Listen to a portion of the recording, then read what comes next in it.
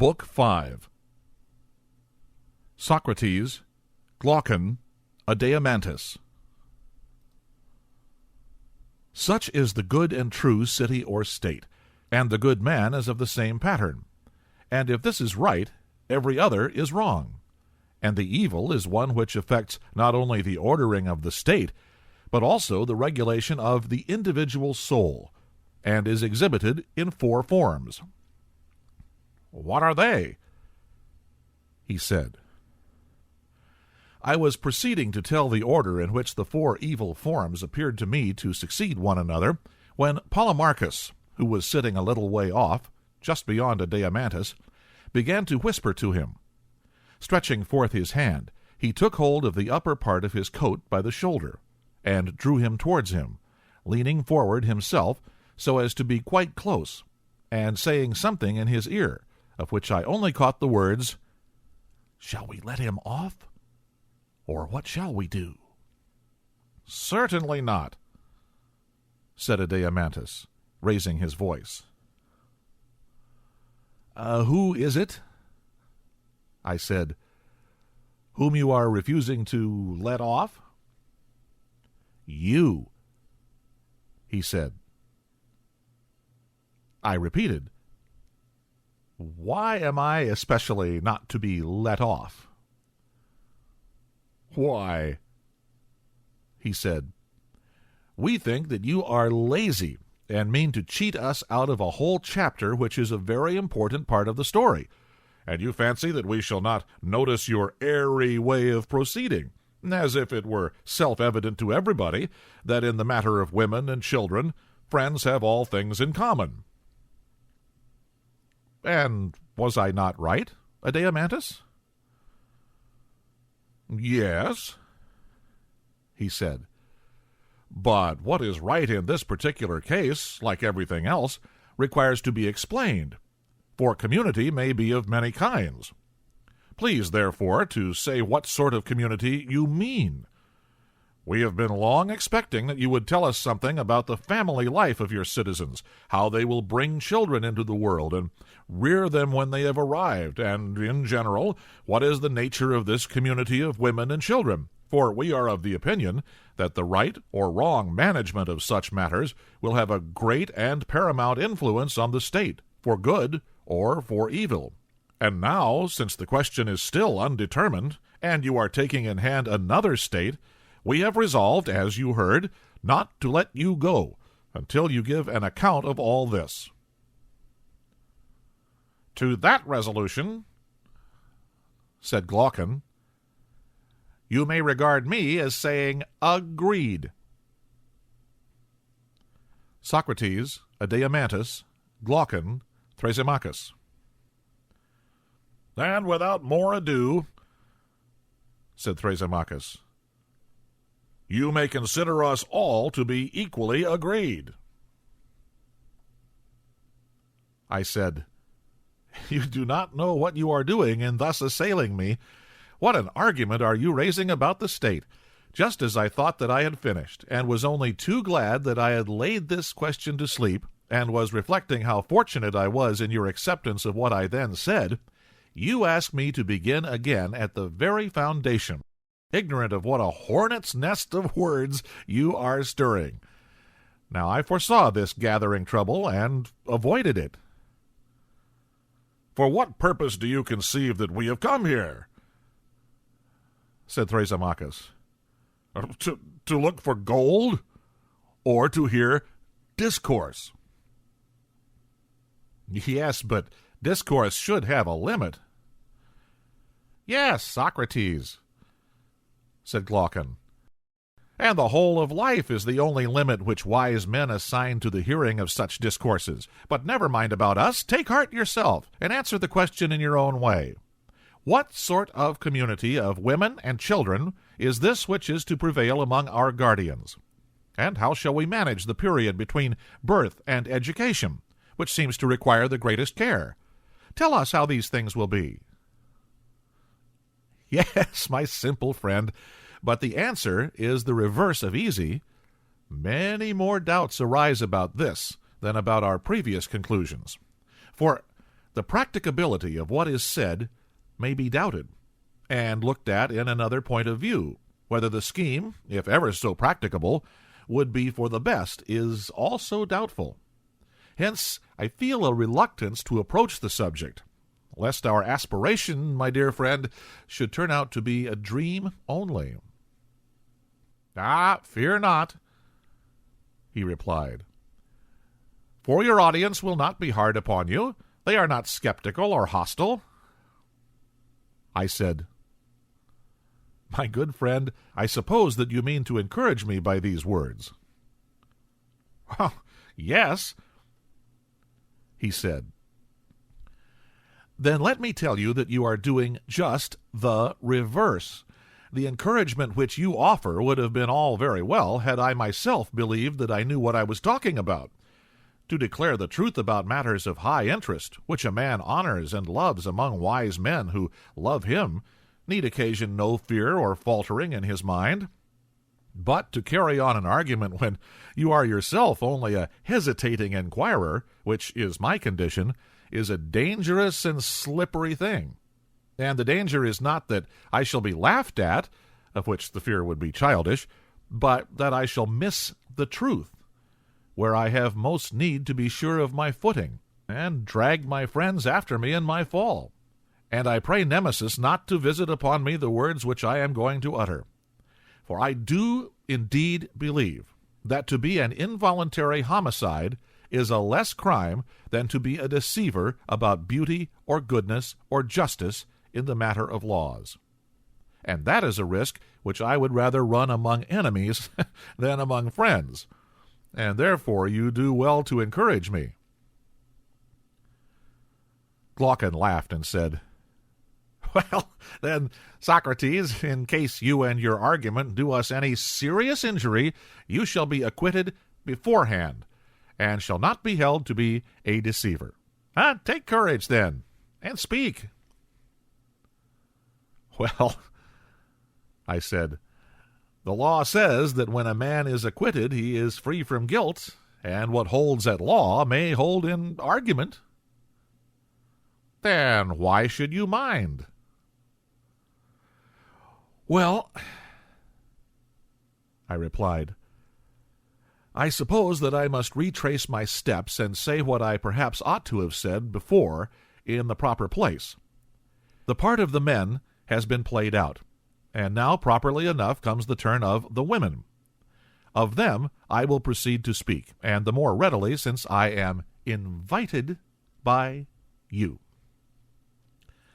For men born and educated like our citizens, the only way, in my opinion, of arriving at a right conclusion about the possession and use of women and children is to follow the path on which we originally started, when we said that the men were to be the guardians and watchdogs of the herd. True. Well, let us further suppose the birth and education of our women to be subject to similar or nearly similar regulations. Then we shall see whether the result accords with our design. Well, what do you mean? What I mean may be put into the form of a question. I said, Are dogs divided into he's and she's, or do they both share equally in hunting and in keeping watch or in the other duties of dogs? Or do we entrust to the males the entire and exclusive care of the flocks, while we leave the females at home, under the idea that the bearing and suckling their puppies is labor enough for them? Oh, no, he said. They share alike. The only difference between them is that the males are stronger and the females weaker. But can you use different animals for the same purpose unless they are bred and fed in the same way?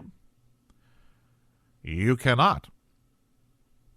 Then if women are to have the same duties as men, they must have the same nurture and education?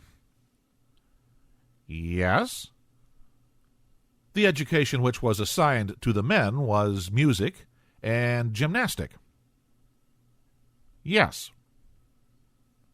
then women must be taught music and gymnastic, and also the art of war, which they must practice like the men?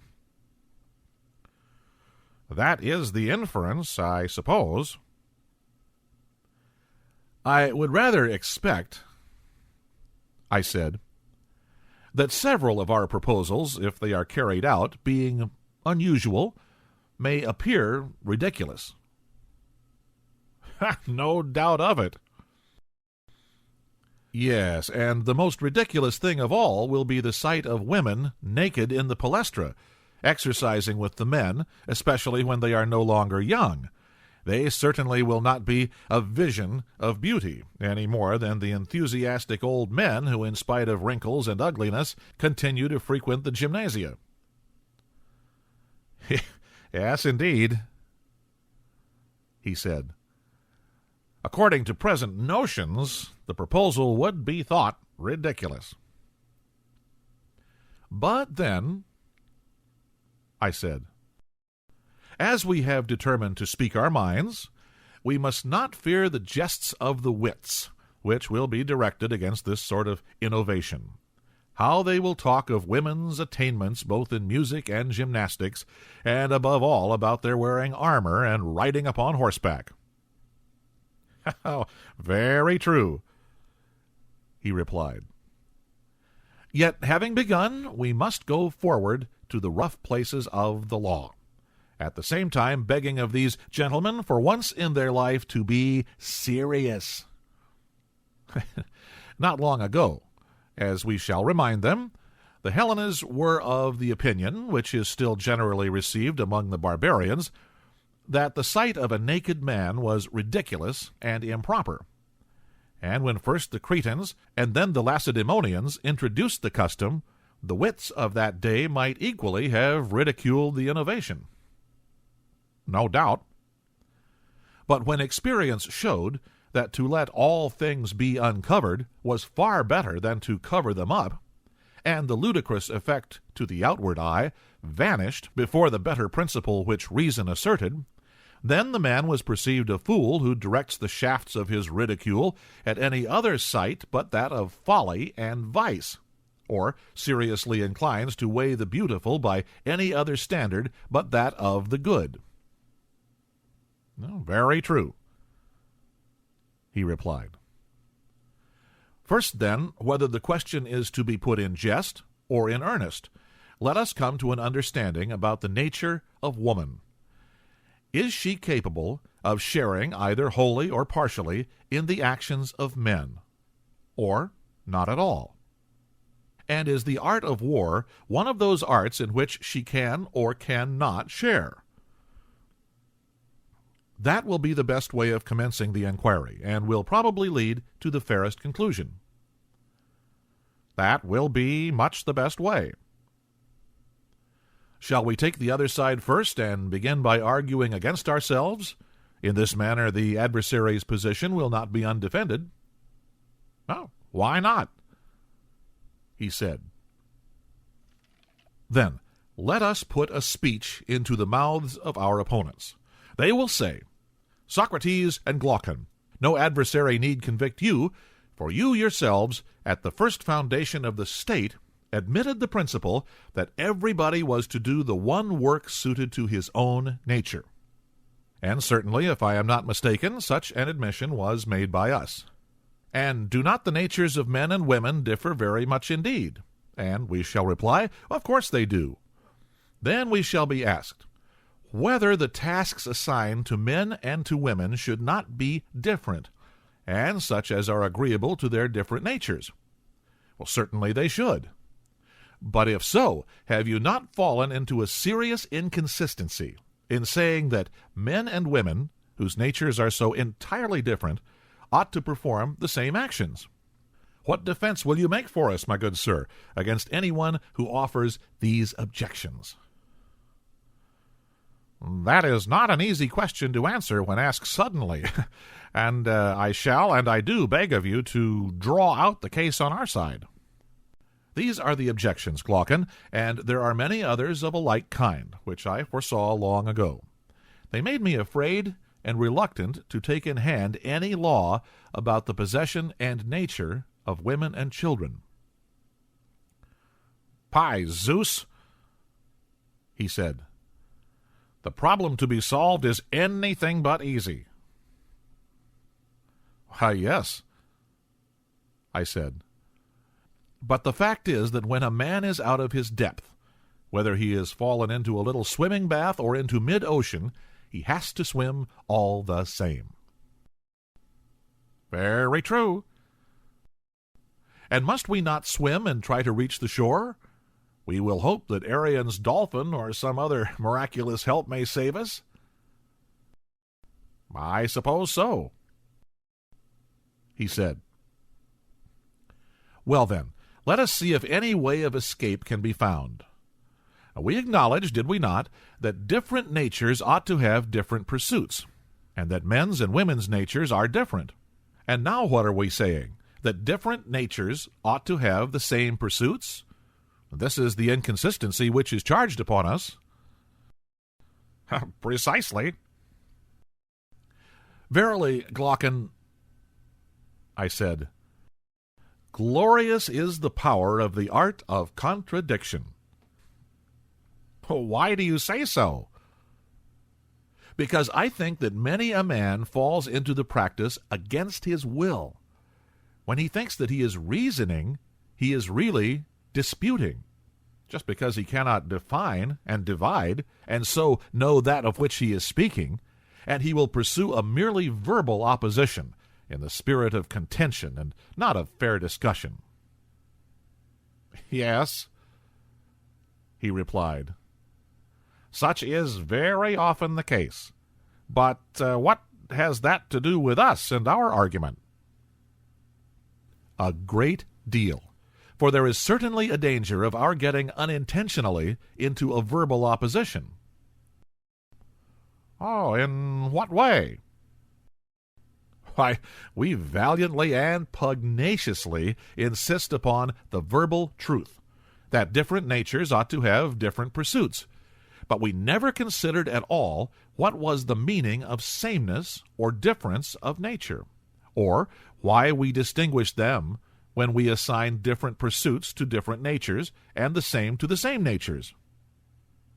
"Why, no," he said.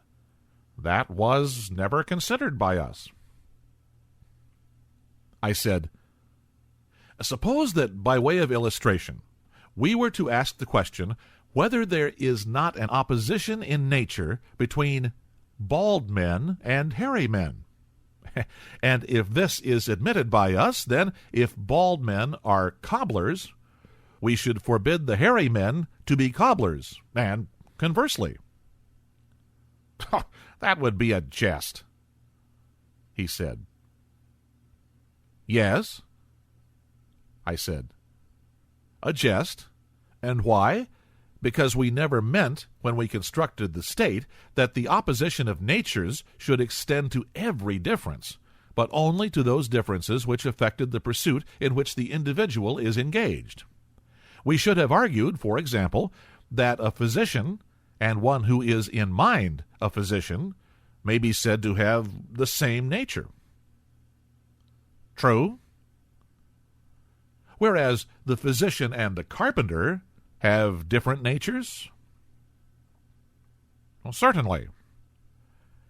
"And if," I said, "the male and female sex appear to differ in their fitness for any art or pursuit, we should say that such pursuit or art ought to be assigned to one or the other of them. But if the difference consists only in women bearing and men begetting children, this does not amount to a proof that a woman differs from a man in respect of the sort of education she should receive, and we shall therefore continue to maintain that our guardians and their wives ought to have the same pursuits." "Very true," he said. Next, we shall ask our opponent how, in reference to any of the pursuits or arts of civic life, the nature of a woman differs from that of a man. That will be quite fair. And perhaps he, like yourself, will reply that To give a sufficient answer on the instant is not easy, but after a little reflection there is no difficulty. Yes, perhaps. Suppose, then, that we invite him to accompany us in the argument, and then we may hope to show him that there is nothing peculiar in the constitution of women which would affect them in the administration of the state. By all means. Let us say to him, "Come now, and we will ask you a question. When you spoke of a nature gifted or not gifted in any respect, did you mean to say that one man will acquire a thing easily, another with difficulty? A little learning will lead the one to discover a great deal, whereas the other, after much study and application, no sooner learns than he forgets. Or, again, did you mean that the one has a body which is a good servant to his mind, while the body of the other is a hindrance to him? Would not these be the sort of differences which distinguish the man gifted by nature from the one who is ungifted?" "No one will deny that." "And can you mention any pursuit of mankind in which the male sex has not all these gifts and qualities in a higher degree than the female? Need I waste time in speaking of the art of weaving and the management of pancakes and preserves, in which womankind does really appear to be great, and in which for her to be beaten by a man is of all things the most absurd?" "You are quite right," he replied, "in maintaining the general inferiority of the female sex. Although many women are in many things superior to many men, yet, on the whole, what you say is true." "And if so, my friend," I said, "there is no special faculty of administration in a state which a woman has because she is a woman, or which a man has by virtue of his sex, but the gifts of nature are alike diffused in both. All the pursuits of men are the pursuits of women also, but in all of them a woman is inferior to a man." "Very true." "Then are we to suppose all our enactments on men, and none of them on women?" "Well, that will never do." "One woman has a gift of healing, another not. One is a musician, and another has no music in her nature." "Very true." "And one woman has a turn for gymnastic and military exercises, and another is unwarlike and hates gymnastics." "Certainly." "And one woman is a philosopher, and another is an enemy of philosophy. One has spirit, and another is without spirit." "That is also true." "Then one woman will have the temper of a guardian, and another not. Was not the selection of the male guardians determined by differences of this sort?" "Yes." "Men and women alike possess the qualities which make a guardian. They differ only in their comparative strength or weakness." "Obviously." "And those women who have such qualities are to be selected as the companions and colleagues of men who have similar qualities, and whom they resemble in capacity and in character?" "Very true." "And ought not the same natures to have the same pursuits?" "They ought." "Then, as we were saying before, there is nothing unnatural in assigning music and gymnastic to the wives of the guardians. To that point we come around again." "Certainly not." "The law which we then enacted was agreeable to nature, and therefore not an impossibility or mere aspiration, and the contrary practice, which prevails at present, is in reality a violation of nature." "That appears to be true." "We had to consider, first, whether our proposals were possible, and secondly, whether they were the most beneficial." "Yes." "And the possibility has been acknowledged?" Yes. The very great benefit has next to be established. Quite so. You will admit that the same education which makes a man a good guardian will make a woman a good guardian, for their original nature is the same. Yes. I should like to ask you a question. What is it? Would you say that all men are equal in excellence, or is one man better than another? The latter. And in the commonwealth which we were founding, do you conceive the guardians who have been brought up on our model system to be more perfect men, or the cobblers whose education has been cobbling? What a ridiculous question. Well, you have answered me, I replied. Well, and may we not further say that our guardians are the best of our citizens? By far the best. And will not their wives be the best women? Yes, by far the best. And can there be anything better for the interests of the state than that the men and women of a state should be as good as possible? Oh, there can be nothing better. And this is what the arts of music and gymnastic, when present in such manner as we have described, will accomplish? Certainly. Then we have made an enactment not only possible, but in the highest degree beneficial to the state? True.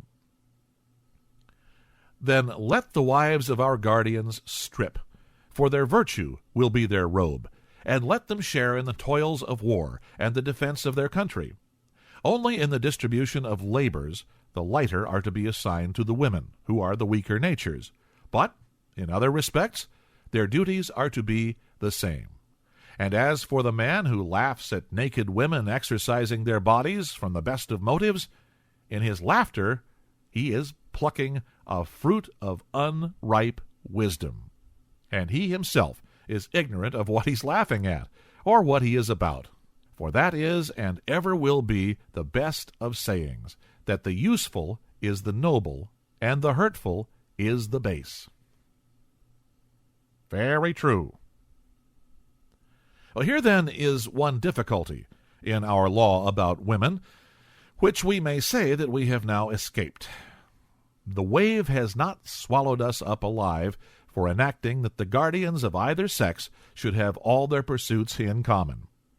To the utility, and also to the possibility of this arrangement, the consistency of the argument with itself bears witness. Yes, that was a mighty wave which you have escaped. Yes, I said, but a greater is coming. You will of this when you see the next. Well, go on. Let me see. The law, I said, which is the sequel of this and of all that has preceded, is to the following effect: that the wives of our guardians are to be common, and their children are to be common, and no parent is to know his own child, nor any child his parent. Oh, yes, he said, that is a much greater wave than the other, and the possibility as well as the utility of such a law are far more questionable. I do not think, I said, that there can be any dispute about the very great utility of having wives and children in common. The possibility is quite another matter, and will be very much disputed. I think that a good many doubts may be raised about both. You imply that the two questions must be combined, I replied. Now I meant that you should admit the utility, and in this way, as I thought, I should escape from one of them, and then there would remain only the possibility. But that little attempt is detected, and therefore you will please to give a defense of both. Well, I said, I submit to my fate. Yet grant me a little favor. Let me feast my mind with the dream, as daydreamers are in the habit of feasting themselves when they are walking alone. For before they have discovered any means of effecting their wishes, that is a matter which never troubles them, they would rather not tire themselves by thinking about possibilities. But assuming that what they desire is already granted to them, they proceed with their plan, and delight in detailing what they mean to do when their wish has come true. That is a way which they have of not doing much good to a capacity which was never good for much. Now I myself am beginning to lose heart, and I should like, with your permission, to pass over the question of possibility at present.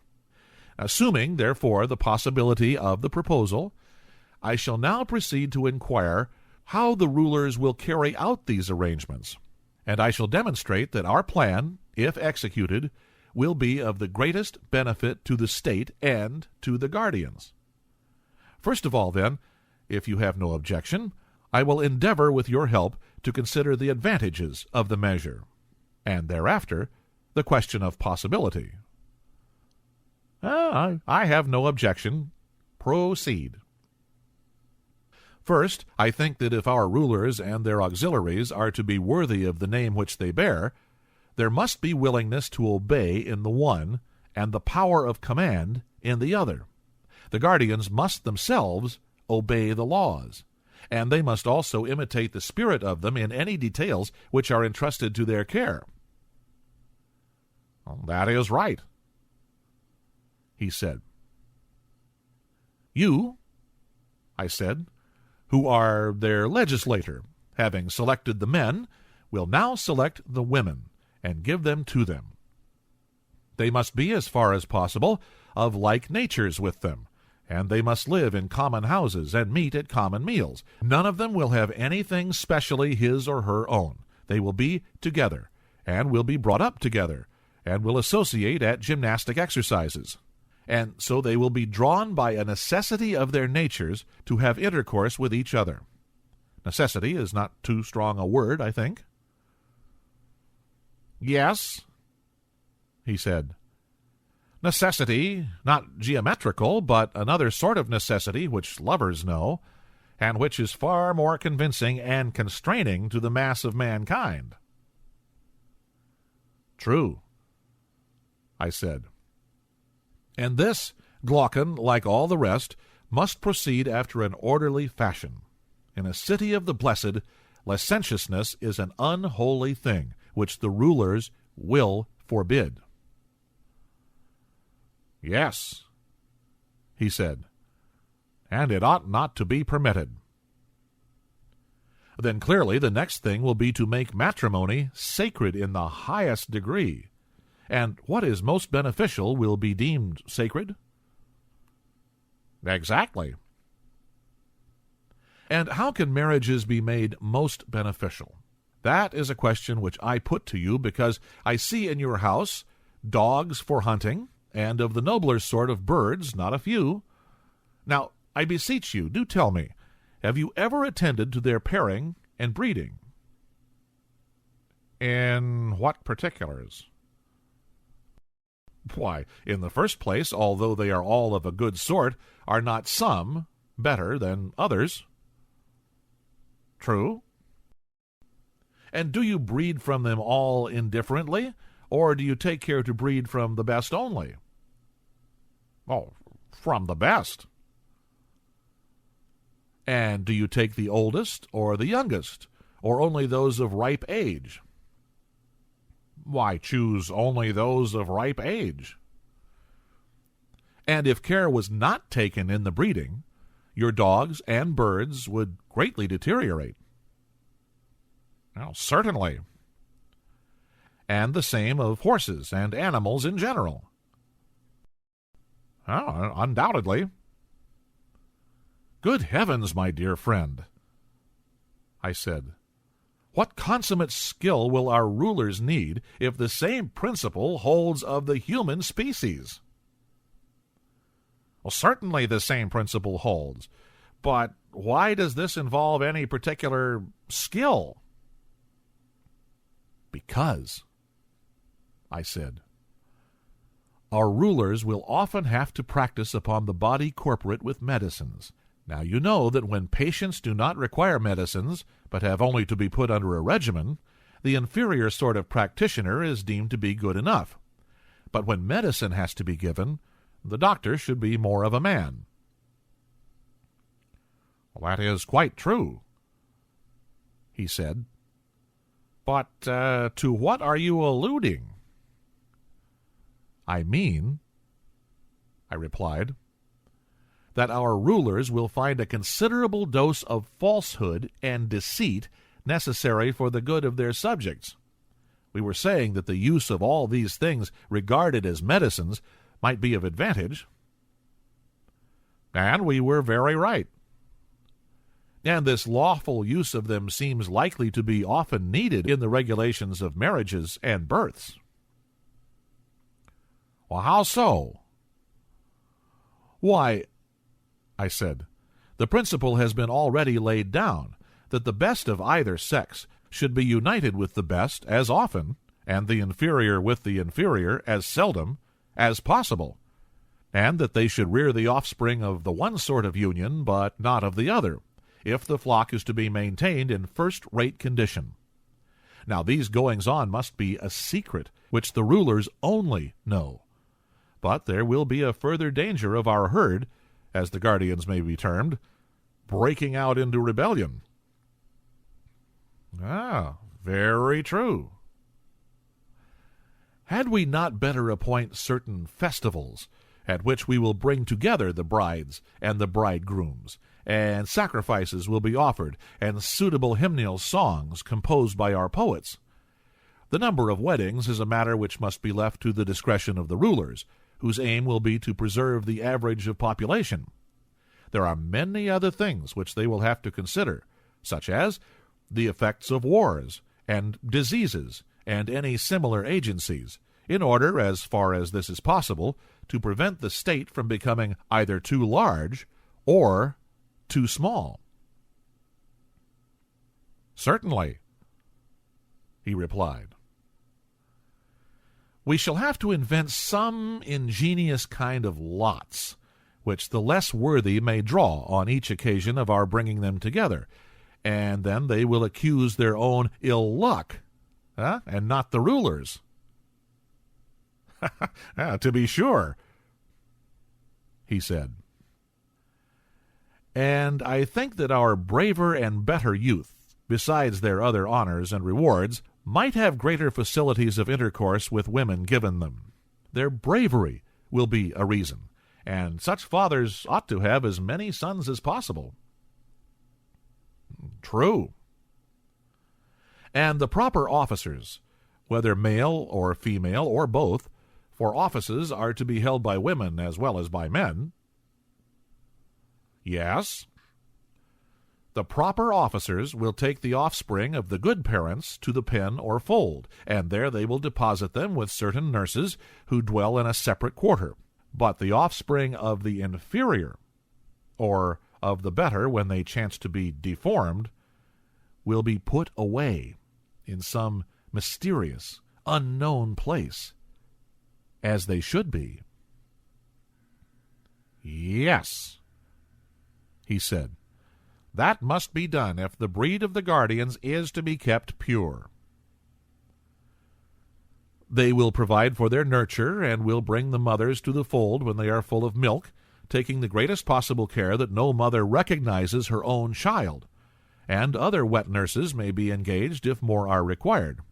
Care will also be taken that the process of suckling shall not be protracted too long, and the mothers will have no getting up at night or other trouble, but will hand over all this sort of thing to the nurses and attendants.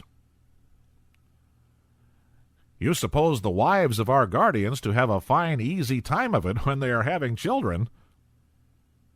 I said, and so they ought. Let us, however, proceed with our scheme. Now, we were saying that the parents should be in the prime of life. Very true. And what is the prime of life?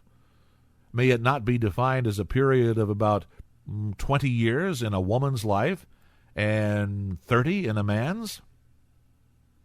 Which years do you mean to include? A woman, I said, at 20 years of age may begin to bear children to the state, and continue to bear them until 40. A man may begin at 25, when he has passed the point at which the pulse of life beats quickest, and continue to beget children until he be 55. Well, certainly, he said, both in men and women, those years are the prime of physical as well as of intellectual vigor. Anyone above or below the prescribed ages who takes part in the public hymnals shall be said to have done an unholy and unrighteous thing. The child of which he is the father, if it steals into life, will have been conceived under auspices very unlike the sacrifices and prayers, which at each hymnal priestesses and priests and the whole city will offer, that the new generation may be better and more useful than their good and useful parents, whereas his child will be the offspring of darkness and strange lust. Very true, he replied. And the same law will apply to any one of those within the prescribed age who forms a connection with any woman in the prime of life without the sanction of the rulers. For we shall say that he is raising up a bastard to the state, uncertified and unconsecrated. Very true, he replied. This applies, however, only to those who are within the specified age. After that, we allow them to range at will, except that a man may not marry his daughter, or his daughter's daughter, or his mother, or his mother's mother. And women, on the other hand, are prohibited from marrying their sons or fathers, or son's son or father's father, and so on in either direction. And we grant all this, accompanying the permission with strict orders to prevent any embryo which may come into being from seeing the light. And if any force a way to the birth, the parents must understand that the offspring of such a union cannot be maintained, and arrange accordingly.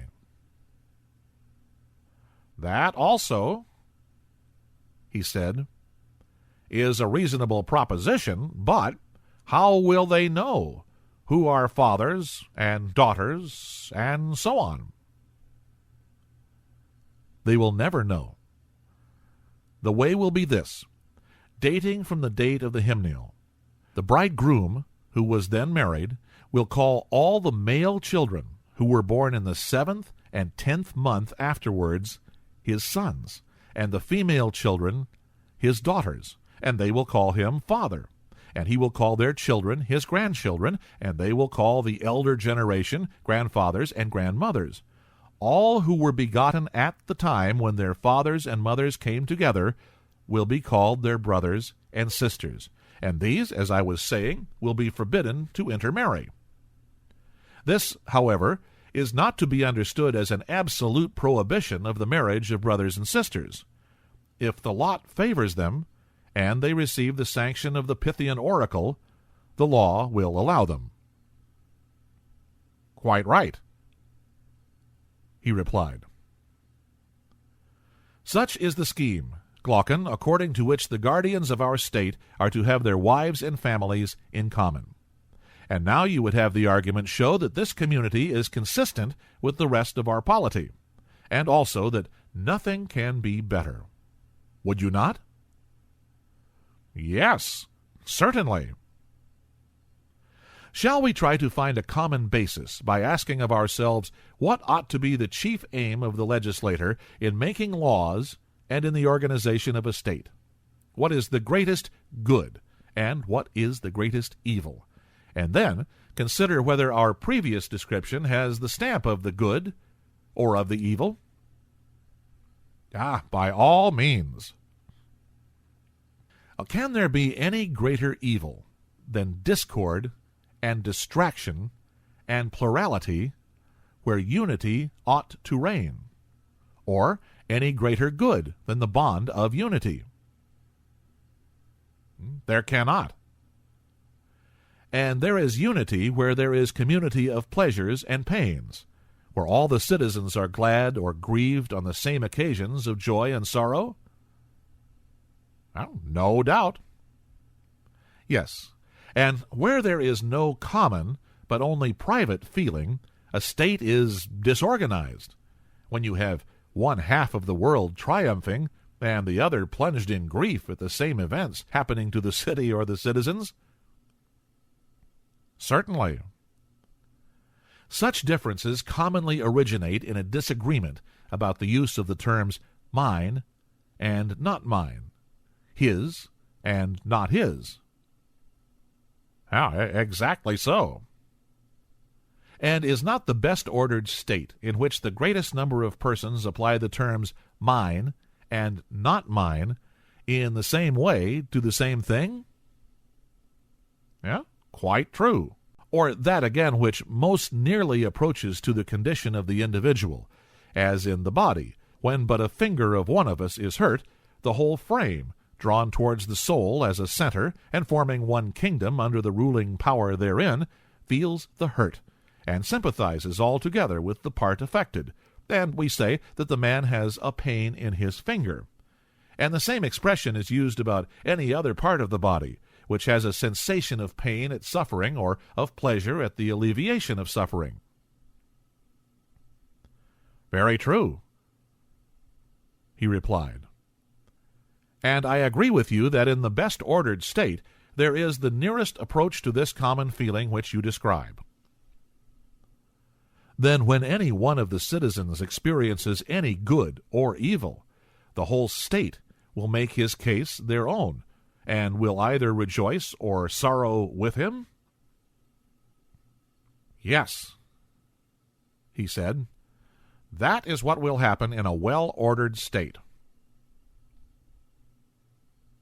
It will now be time, I said, for us to return to our state and see whether this or some other form is most in accordance with these fundamental principles. Very good. Our state, like every other, has rulers and subjects. True.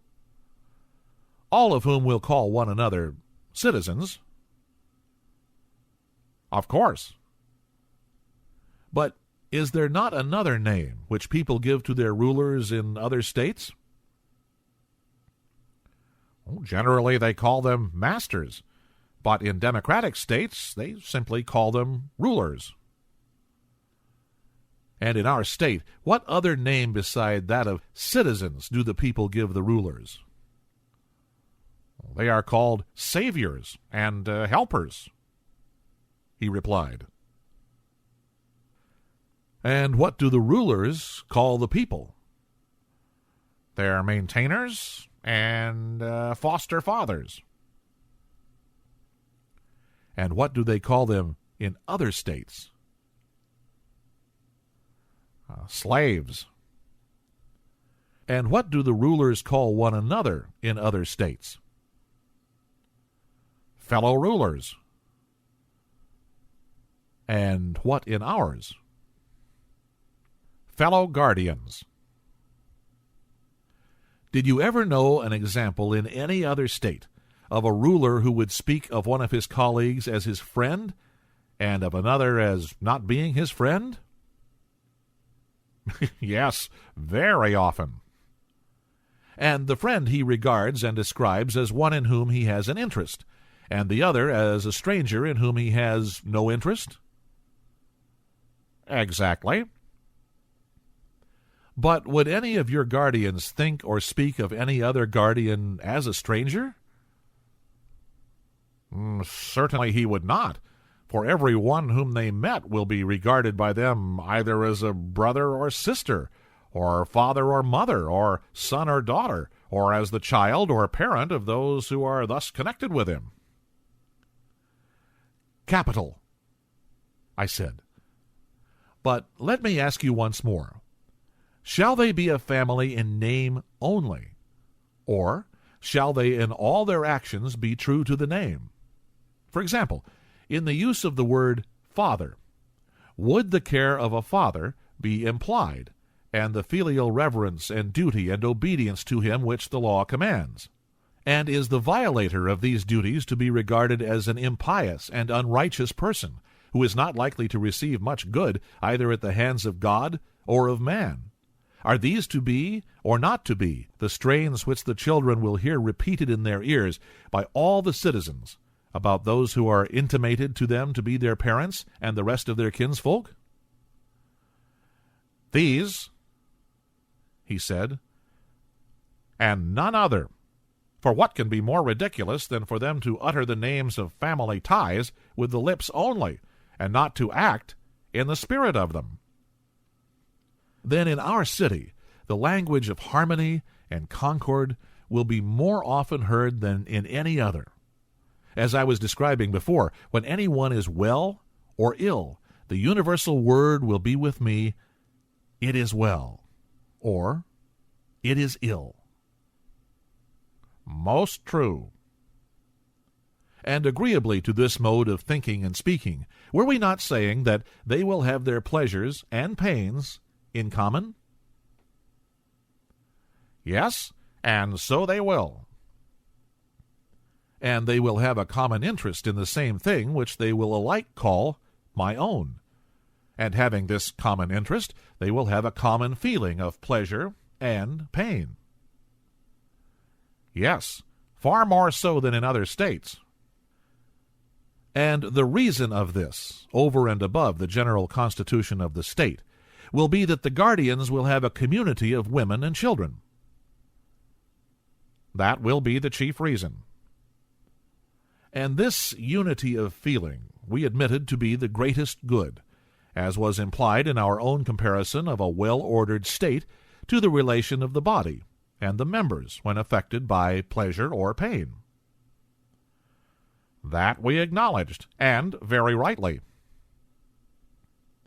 Then the community of wives and children among our citizens is clearly the source of the greatest good to the state. Certainly. And this agrees with the other principle which we were affirming, that the guardians were not to have houses or lands or any other property.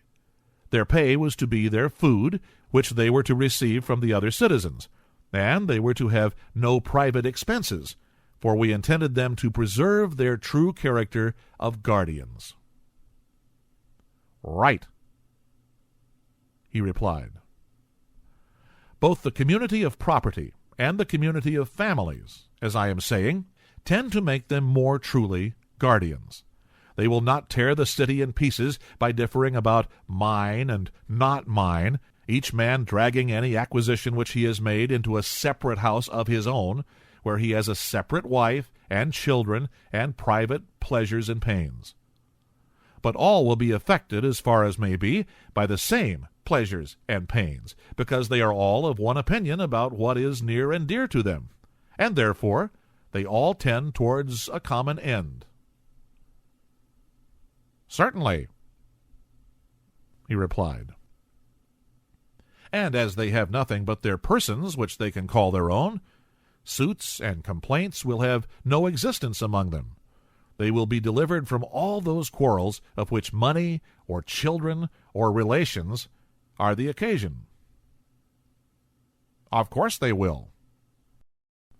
Neither will trials for assault or insult ever be likely to occur among them. For that equals should defend themselves against equals, we shall maintain to be honorable and right. We shall make the protection of the person a matter of necessity. That is good, he said. Yes, and there is further good in the law, viz., that if a man has a quarrel with another, he will satisfy his resentment then and there, and not proceed to more dangerous lengths. Certainly. To the elder shall be assigned the duty of ruling and chastising the younger. Clearly. Nor can there be a doubt that the younger will not strike or do any other violence to an elder, unless the magistrates command him. Nor will he slight him in any way, for there are two guardians, shame and fear, mighty to prevent him. Shame, which makes men refrain from laying hands on those who are to them in the relation of parents. Fear, that the injured one will be succored by the others, who are his brothers, sons, and fathers. Well, that is true, he replied. Then in every way, the laws will help the citizens to keep the peace with one another. Yes, there will be no want of peace. And as the guardians will never quarrel among themselves, there will be no danger of the rest of the city being divided, either against them or against one another. No, none whatever. I hardly like even to mention the little meannesses of which they will be rid, for they are beneath notice, such, for example, as the flattery of the rich by the poor, and all the pains and pangs which men experience in bringing up a family, and in finding money to buy necessaries for their household, borrowing and then repudiating, getting how they can, and giving the money into the hands of women and slaves to keep. The many evils of so many kinds which people suffer in this way are mean enough and obvious enough and not worth speaking of. Yes, he said. A man has no need of eyes in order to perceive that. And from all these evils they will be delivered, and their life will be blessed as the life of Olympic victors, and yet more blessed. Oh, how so? Well, the Olympic victor, I said, is deemed happy in receiving a part only of the blessedness which is secured to our citizens, who have won a more glorious victory and have a more complete maintenance at the public cost. For the victory which they have won is the salvation of the whole state. And the crown with which they and their children are crowned is the fullness of all that life needs. They receive rewards from the hands of their country while living, and after death have an honorable burial. Yes, he said, and glorious rewards they are. Do you remember, I said, how in the course of the previous discussion, someone who shall be nameless accused us of making our guardians unhappy?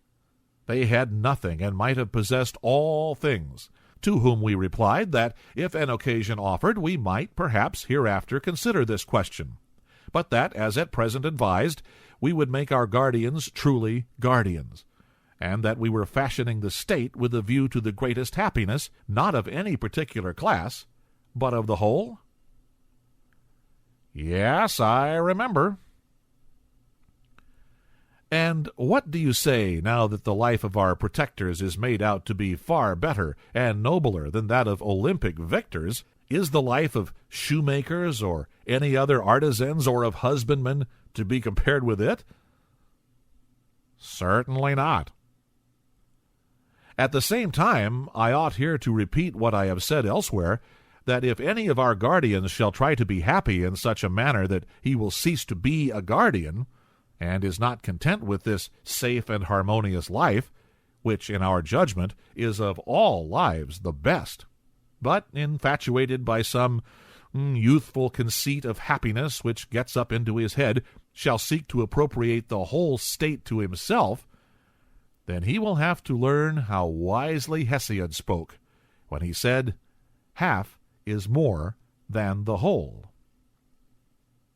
If he were to consult me, I should say to him, "Stay where you are, when you have the offer of such a life." You agree, then, I said, that men and women are to have a common way of life such as we have described, common education, common children, and they are to watch over the citizens in common, whether abiding in the city or going out to war. They are to keep watch together, and to hunt together like dogs, and always and in all things, as far as they are able, women are to share with the men, and in so doing they will do what is best, and will not violate, but preserve the natural relation of the sexes. I agree with you, he replied. Well, the enquiry, I said, has yet to be made whether such a community be found possible, as among other animals, so also among men, and, if possible, in what way possible. You have anticipated the question which I was about to suggest. There is no difficulty, I said, in seeing how war will be carried on by them. How? Why, of course they will go on expeditions together, and will take with them any of their children who are strong enough, that after the manner of the artisan's child, they may look on at the work which they will have to do when they are grown up. And besides looking on, they will have to help and be of use in war, and to wait upon their fathers and mothers. Did you never observe in the arts how the potter's boys look on and help long before they touch the wheel? Yes, I have.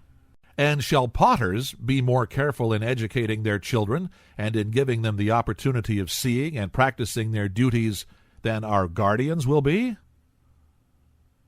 Well, the idea is ridiculous, he said. There is also the effect on the parents, with whom, as with other animals, the presence of their young ones will be the greatest incentive to valor. That is quite true, Socrates, and yet if they are defeated, which may often happen in war, how great the danger is!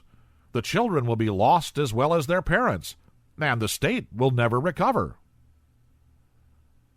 True, I said. But would you never allow them to run any risk? Well, I am far from saying that. Well, but if they are ever to run a risk, should they not do so on some occasion when, if they escape disaster, they will be the better for it? Well, clearly. Whether the future soldiers do or do not see war in the days of their youth is a very important matter, for the sake of which some risk may fairly be incurred. Yes, very important. This, then, must be our first step, to make our children spectators of war. But we must also contrive that they shall be secured against danger. Then all will be well. True. Their parents may be supposed not to be blind to the risks of war, but to know, as far as human foresight can, what expeditions are safe and what dangerous. That may be assumed. And they will take them on the safe expeditions and be cautious about the dangerous ones? True. And they will place them under the command of experienced veterans who will be their leaders and teachers? Very properly. Still, the dangers of war cannot always be foreseen. There is a good deal of chance about them. True. Then, against such chances, the children must be at once furnished with wings, in order that in the hour of need they may fly away and escape. What do you mean? He said. I mean that we must mount them on horses in their earliest youth, and when they have learnt to ride, take them on horseback to see war. The horses must be spirited and warlike, but the most tractable, and yet the swiftest that can be had. In this way they will get an excellent view of what is hereafter to be their own business, and, if there is danger, they have only to follow their elder leaders and escape. I believe that you are right, he said. Next, as to war, what are to be the relations of your soldiers to one another and to their enemies? I should be inclined to propose that the soldier who leaves his rank or throws away his arms or is guilty of any other act of cowardice should be degraded into the rank of a husbandman or artisan. What do you think? By all means, I should say. and he who allows himself to be taken prisoner may as well be made a present of to his enemies. He is their lawful prey, and let them do what they like with him. Certainly. But the hero who has distinguished himself, what shall be done to him? Well, in the first place, he shall receive honor in the army from his youthful comrades. Every one of them in succession shall crown him. What do you say? I approve. And what do you say to his receiving the right hand of fellowship? To that too, I agree. But you will hardly agree to my next proposal. What is your proposal? That he should kiss and be kissed by them. Most certainly, and I should be disposed to go further and say, let no one whom he has a mind to kiss refuse to be kissed by him while the expedition lasts, so that if there be a lover in the army, whether his love be youth or maiden, he may be more eager to win the prize of valor. Capital, I said. That the brave man is to have more wives than others has already been determined, and he is to have first choices in such matters more than others, in order that he may have as many children as possible? Agreed.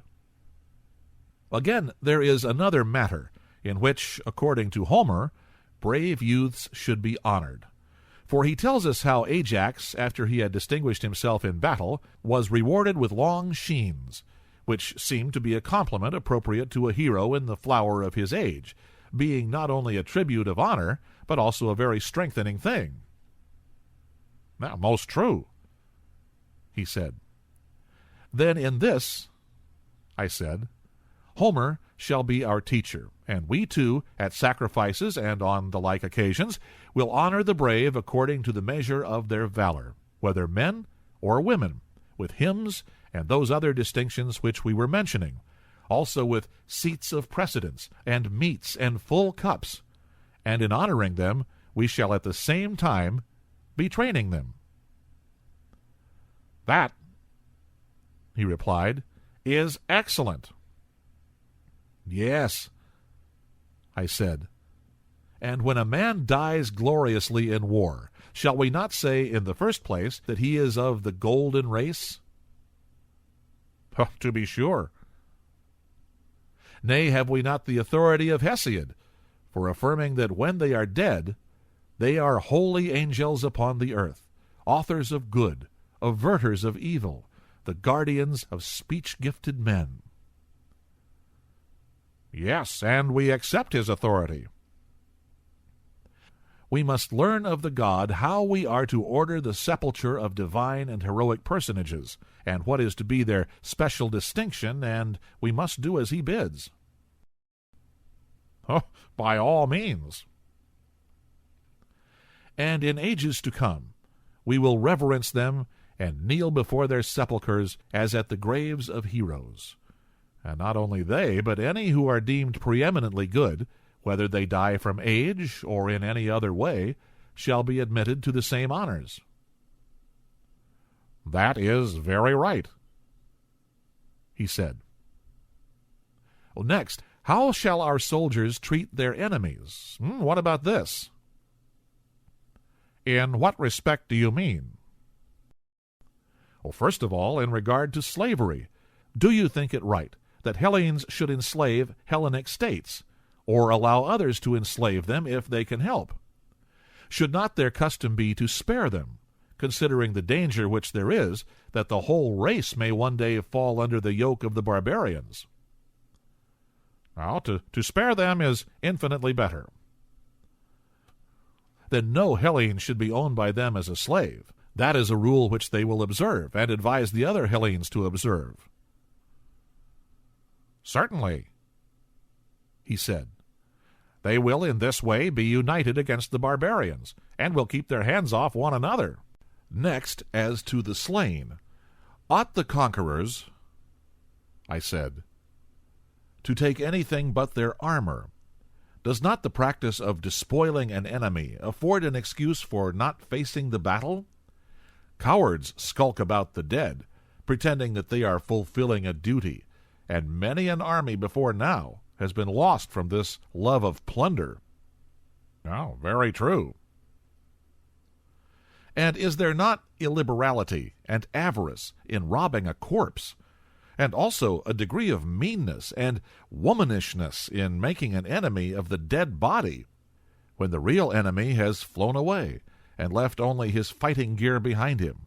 Is not this rather like a dog who cannot get at his assailant, quarreling with the stones which strike him instead? Oh, very like a dog, he said. Then we must abstain from spoiling the dead or hindering their burial? Yes, he replied. We most certainly must. Then neither shall we offer up arms at the temples of the gods, least of all the arms of Hellenes, if we care to maintain good feeling with other Hellenes. And indeed, we have reason to fear that the offering of spoils taken from kinsmen may be a pollution, unless commanded by the god himself. Oh, very true. Again, as to the devastation of Hellenic territory or the burning of houses, what is to be the practice? May I have the pleasure, he said, of hearing your opinion? Oh, both would be forbidden in my judgment. I would take the annual produce and no more. Shall I tell you why? Pray do. Why, you see, there is a difference in the names discord and war, and I imagine that there is also a difference in their natures. The one is expressive of what is internal and domestic, the other of what is external and foreign. And the first of the two is termed discord, and only the second war. Well, that is a very proper distinction, he replied.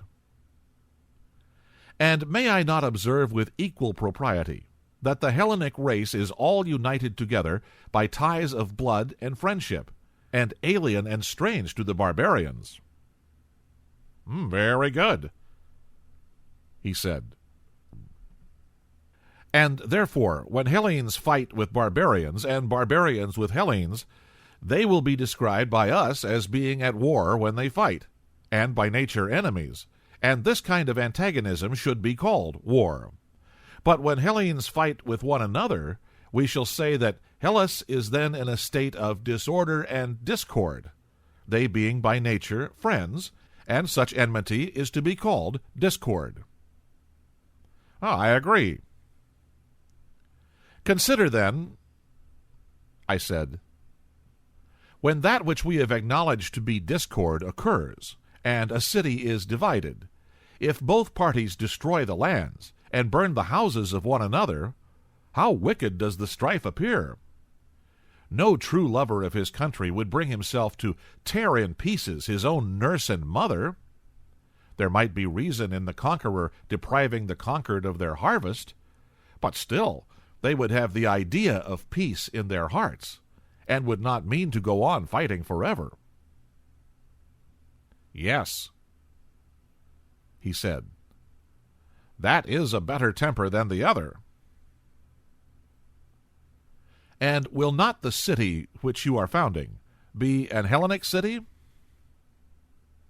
It ought to be, he replied. Then will not the citizens be good and civilized? Yes, very civilized. And will they not be lovers of Hellas, and think of Hellas as their own land, and share in the common temples? Most certainly. And any difference which arises among them will be regarded by them as discord only, a quarrel among friends, which is not to be called a war. Certainly not.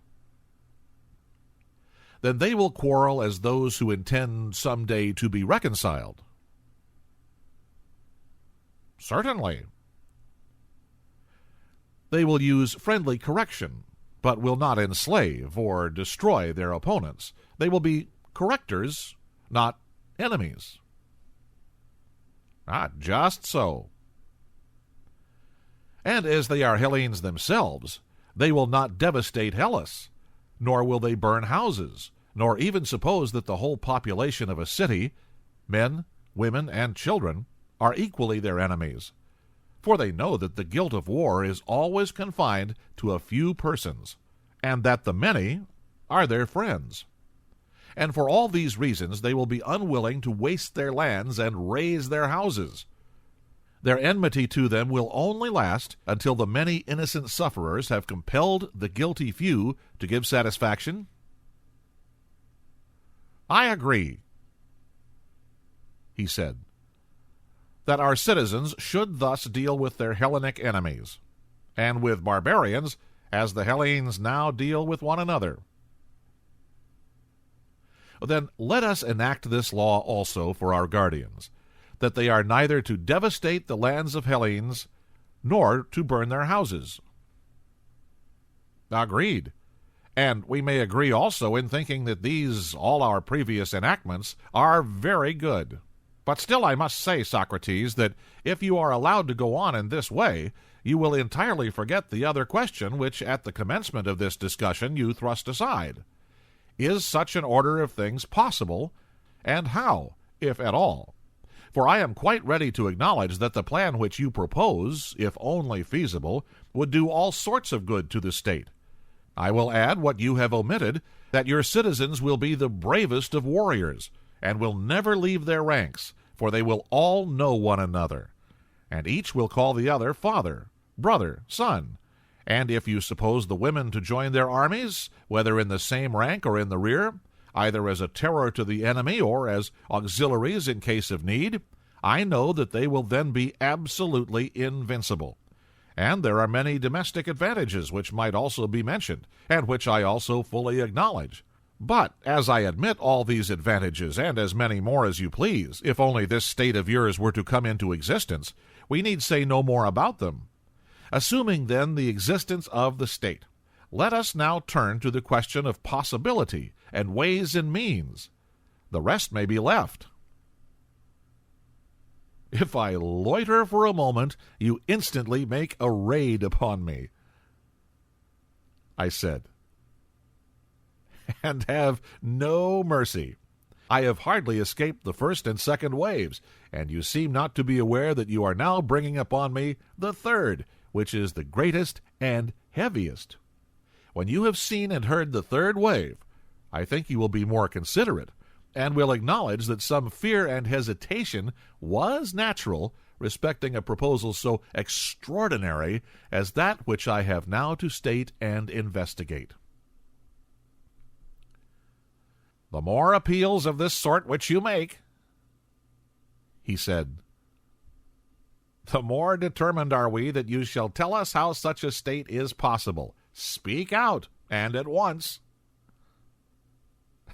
Well, let me begin by reminding you that we found our way hither in the search after justice and injustice. True, he replied. But what of that? I was only going to ask whether, if we have discovered them, we are to require that the just man should in nothing fail of absolute justice. Or may we be satisfied with an approximation, and the attainment in him of a higher degree of justice than is to be found in other men? The approximation will be enough. We are inquiring into the nature of absolute justice, and into the character of the perfectly just, and into injustice and the perfectly unjust, that we might have an ideal. We were to look at these in order that we might judge of our own happiness and unhappiness according to the standard which they exhibited, and the degree in which we resembled them, but not with any view of showing that they could exist in fact. True, he said. Would a painter be any the worse because, after having delineated with consummate art an ideal of a perfectly beautiful man, he was unable to show that any such man could ever have existed? Well, he would be none the worse. Well, and were we not creating an ideal of a perfect state? To be sure. And is our theory a worse theory because we are unable to prove the possibility of a city being ordered in the manner described? Oh, surely not, he replied. That is the truth, I said. But if, at your request, I am to try and show how and under what conditions the possibility is highest, I must ask you, having this in view, to repeat your former admissions. What admissions? I want to know whether ideals are ever fully realized in language. Does not the word express more than the fact? And must not the actual, whatever a man may think, always, in the nature of things, fall short of the truth? What do you say? I agree. Well, then you must not insist on my proving that the actual state will in every respect coincide with the ideal. If we are only able to discover how a city may be governed nearly as we proposed, you will admit that we have discovered the possibility which you demand, and will be contented. I am sure that I should be contented. Will not you? Yes, I will. Let me endeavor to show what is that fault in states which is the cause of their present maladministration, and what is the least change which will enable a state to pass into the truer form. And let the change, if possible, be of one thing only, or if not, of two. At any rate, let the changes be as few and slight as possible. No, certainly, he replied. I think, I said, that there might be a reform of the state if only one change were made, which is not a slight or easy, though still a possible one. What is it? He said. Now then, I said, I go to meet that which I liken to the greatest of the waves.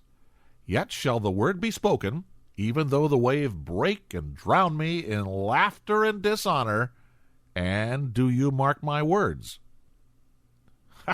Proceed, I said.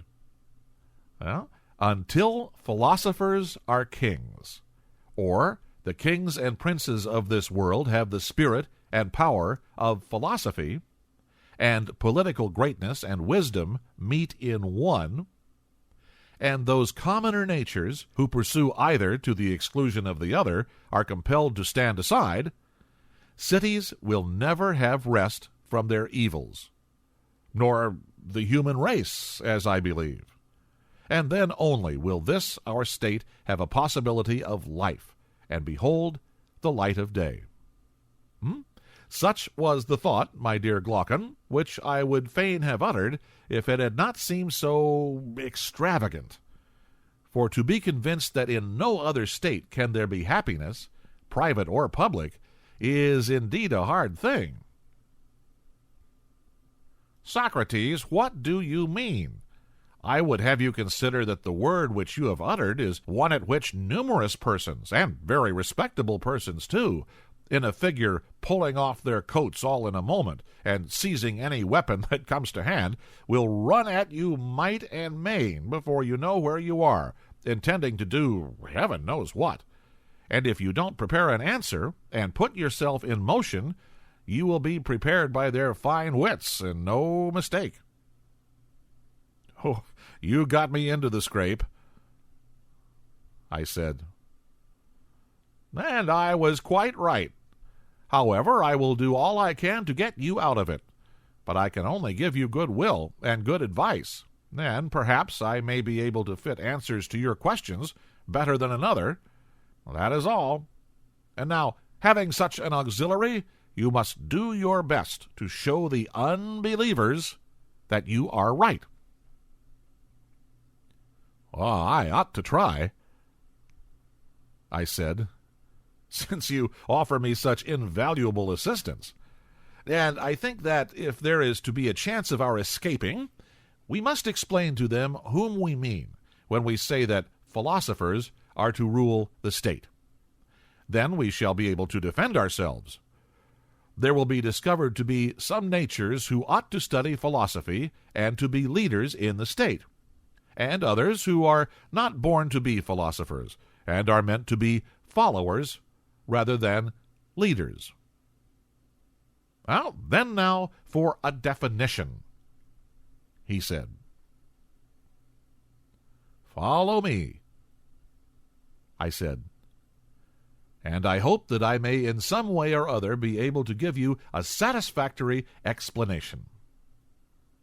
Now, proceed. I dare say that you remember, and therefore I need not remind you, that a lover, if lie is worthy of the name, ought to show his love, not to some one part of that which he loves, but to the whole.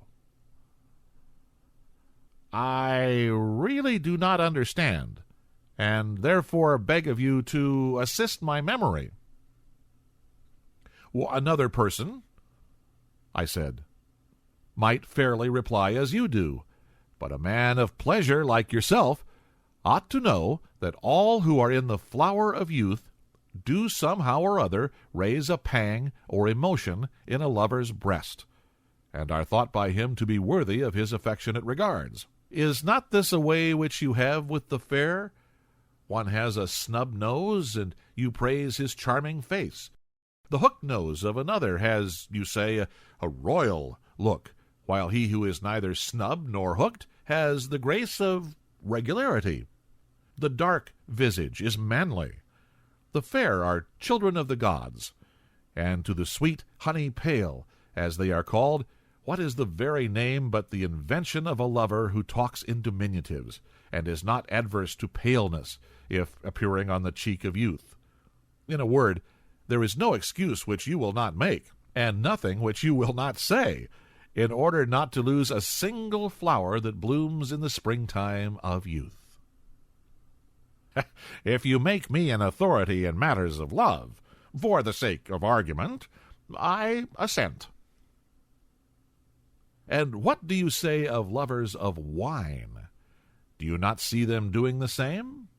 They are glad of any pretext of drinking any wine.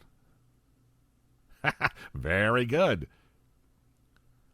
And the same is true of ambitious men. If they cannot command an army, they are willing to command a file. And if they cannot be honored by really great and important persons, they are glad to be honored by lesser and meaner people. But honor of some kind they must have. Exactly. Once more, let me ask, does he who desires any class of goods desire the whole class, or a part only? The whole. And may we not say of the philosopher that he is a lover not of a part of wisdom only, but of the whole? Yes, of the whole. And he who dislikes learnings, especially in youth, when he has no power of judging what is good and what is not, such a one we maintain not to be a philosopher or a lover of knowledge, just as he who refuses his food is not hungry, and may be said to have a bad appetite and not a good one. Very true, he said. Whereas he who has a taste for every sort of knowledge, and who is curious to learn and is never satisfied, may be justly termed a philosopher. Am I not right? Glaucon said, If curiosity makes a philosopher, you will find many a strange being will have a title to the name. All the lovers of sights have a delight in learning, and must therefore be included. Musical amateurs, too, are a folk strangely out of place among philosophers, for they are the last persons in the world who would come to anything like a philosophical discussion, if they could help, while they run about at the Dionysiac festivals as if they had let out their ears to hear every chorus. Whether the performance is in town or country, that makes no difference. They are there. Now, are we to maintain that all these, and any who have similar tastes, as well as the professors of quite minor arts, are philosophers? Certainly not, I replied. They are only an imitation. He said, Well, who then are the true philosophers? Those, I said, who are lovers of the vision of truth. Well, that is also good, he said. But I should like to know what you mean. To another, I replied, I might have a difficulty in explaining, but I am sure that you will admit a proposition which I am about to make. Well, what is the proposition? That since beauty is the opposite of ugliness, they are two. Well, certainly. And inasmuch as they are two, each of them is one? True again. And of just and unjust, good and evil, and of every other class, the same remark holds. Taken singly, each of them one, but from the various combinations of them with actions and things and with one another, they are seen in all sorts of lights and appear many. Oh, very true. And this is the distinction which I draw between the sight-loving, art-loving, practical class and those of whom I am speaking, and who are alone worthy of the name of philosophers. Well, how do you distinguish them? He said. The lovers of sounds and sights, I replied, are, as I conceive, fond of fine tones and colors and forms and all the artificial products that are made out of them, but their mind is incapable of seeing or loving absolute beauty. How true, he replied. Few are they who are able to attain to the sight of this. How very true. And he who, having a sense of beautiful things, has no sense of absolute beauty, or who, if another lead him to a knowledge of that beauty, is unable to follow, of such a one I ask, is he awake, or in a dream only? Now, reflect. Is not the dreamer, sleeping or waking, one who likens dissimilar things, who puts the copy in the place of the real object? I should certainly say that such a one was dreaming.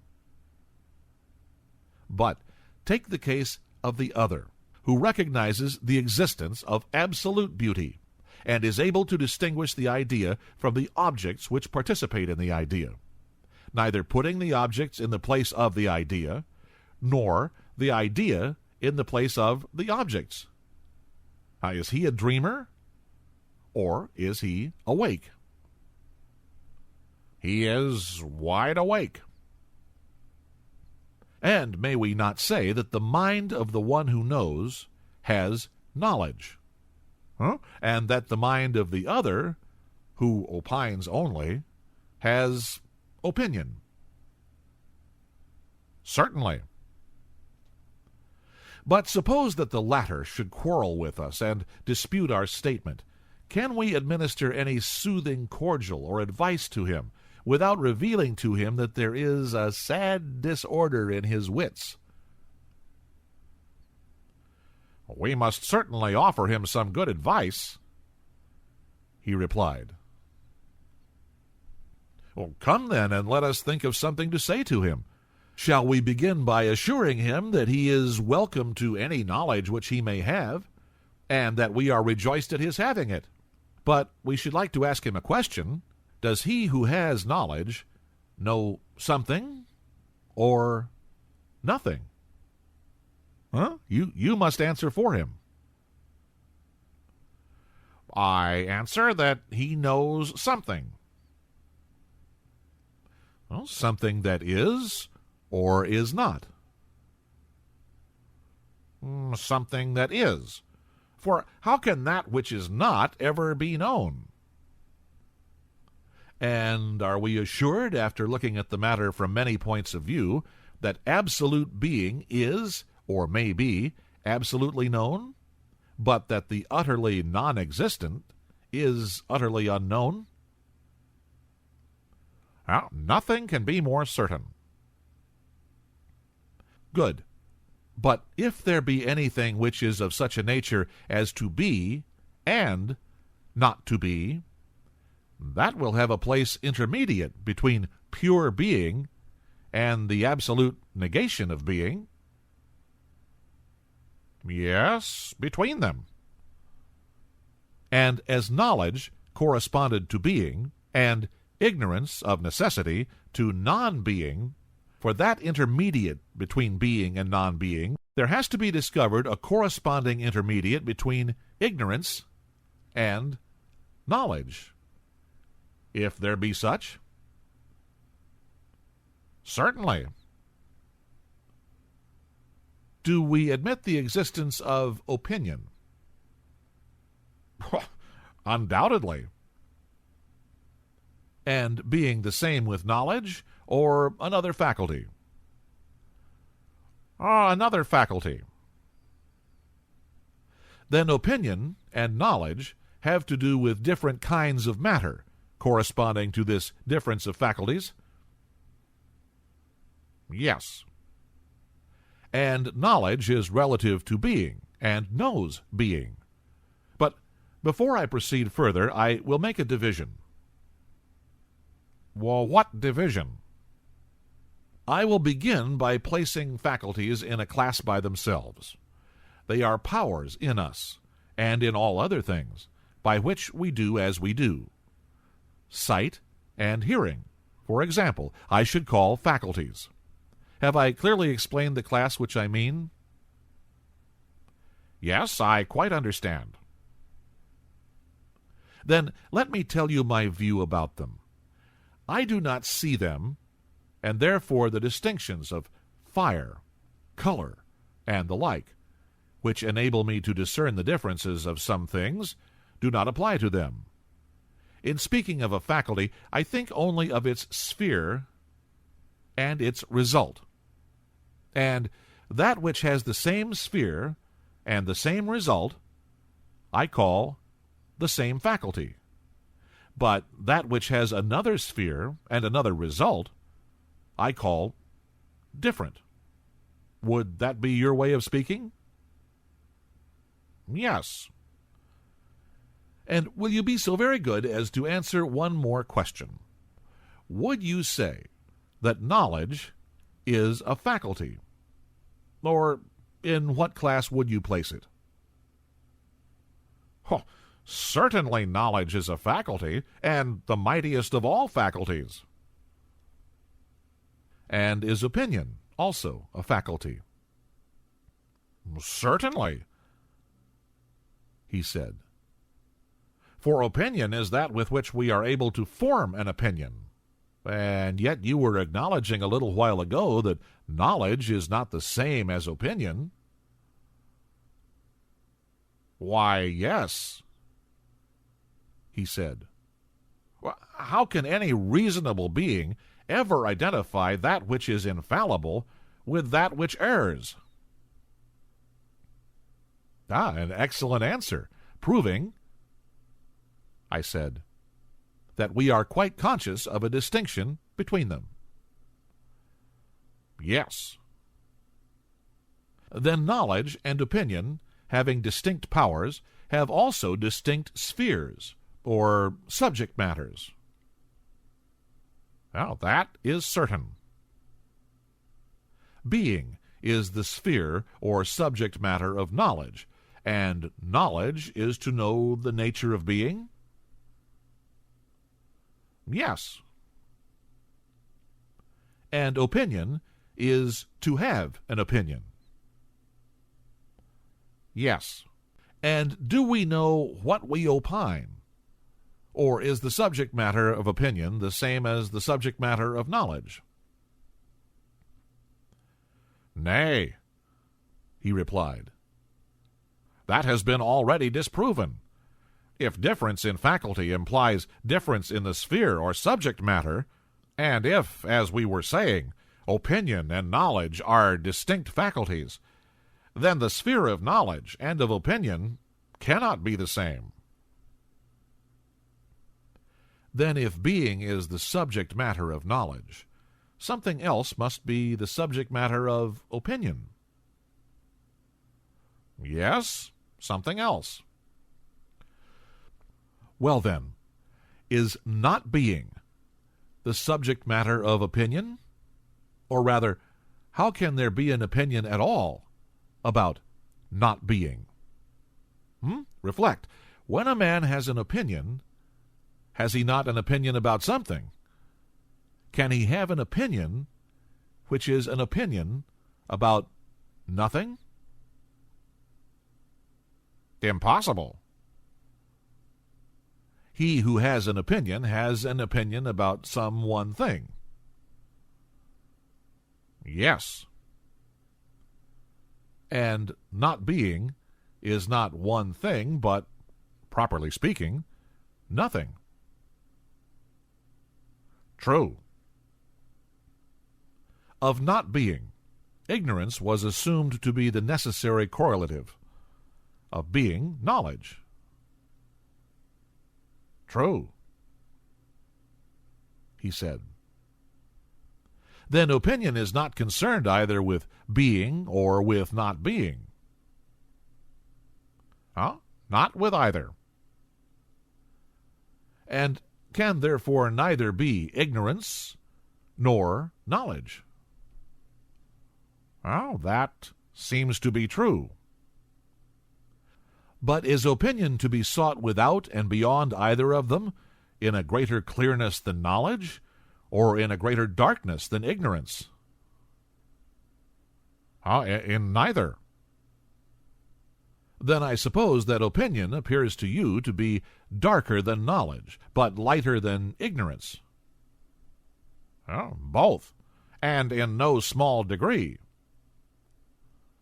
And also to be within and between them? Yes.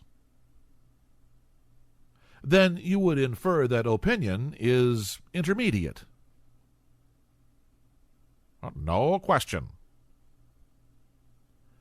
But were we not saying before that if anything appeared to be of a sort which is and is not at the same time, that sort of thing would appear also to lie in the interval between pure being and absolute not being, and that the corresponding faculty is neither knowledge nor ignorance, but will be found in the interval between them?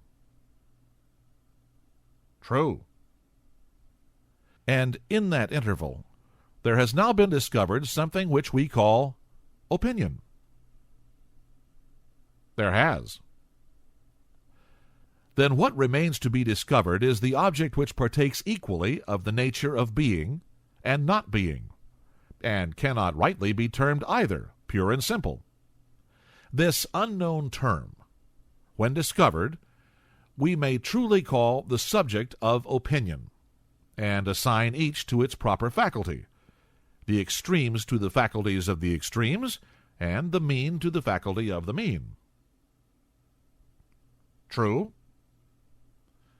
This being premised, I would ask the gentleman who is of opinion that there is no absolute or unmanageable idea of beauty, in whose opinion the beautiful is the manifold, he, I say, your lover of beautiful sights, who cannot bear to be told that the beautiful is one, and the just is one, or that anything is one, to him I would appeal, saying, will you be so very kind, sir, as to tell us whether, of all these beautiful things, there is one which will not be found ugly, or of the just which will not be found unjust, or of the holy which will not also be unholy? No, he replied. The beautiful will in some point of view be found ugly, and the same is true of the rest. And may not the many which are doubles be also halves? Doubles, that is, of one thing, and halves of another. Quite true. And things great and small, heavy and light, as they are termed, will not be denoted by these any more than by the opposite names. Well, true. Both these and the opposite names will always attach to all of them. And can any one of those many things which are called by particular names be said to be this rather than not to be this? He replied, They are like the punning riddles which are asked at feasts, or the children's puzzle about the eunuch aiming at the bat, with what he hit him, as they say in the puzzle, and upon what the bat was sitting. The individual objects of which I am speaking are also a riddle, and have a double sense. Nor can you fix them in your mind, either as being or not being, or both, or neither. Then what will you do with them? I said, Can they have a better place than between being and not being? For they are clearly not in greater darkness or negation than not being, or more full of light and existence than being. That is quite true, he said. Thus, then, we seem to have discovered that the many ideas which the multitude entertain about the beautiful and about all other things are tossing about in some region which is halfway between pure being and pure not being. Yeah, we have. Yes, and we had before agreed that anything of this kind which we might find was to be described as matter of opinion, and not as matter of knowledge, being the intermediate flux which is caught and detained by the intermediate faculty. Yeah, quite true.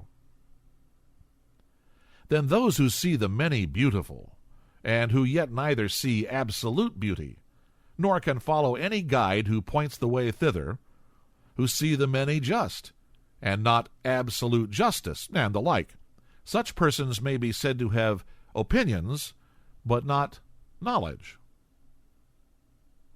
Well, that is certain. But those who see the absolute and eternal and immutable may be said to know, and not to have opinion only. Neither can that be denied. The one loves and embraces the subjects of knowledge, the other those of opinion. The latter are the same, as I dare say you will remember, who listened to sweet sounds and gazed upon fair colors, but would not tolerate the existence of absolute beauty. Yes, I remember. Shall we then be guilty of any impropriety in calling them lovers of opinion rather than lovers of wisdom? And will they be very angry with us for thus describing them? I shall tell them not to be angry. No man should be angry at what is true.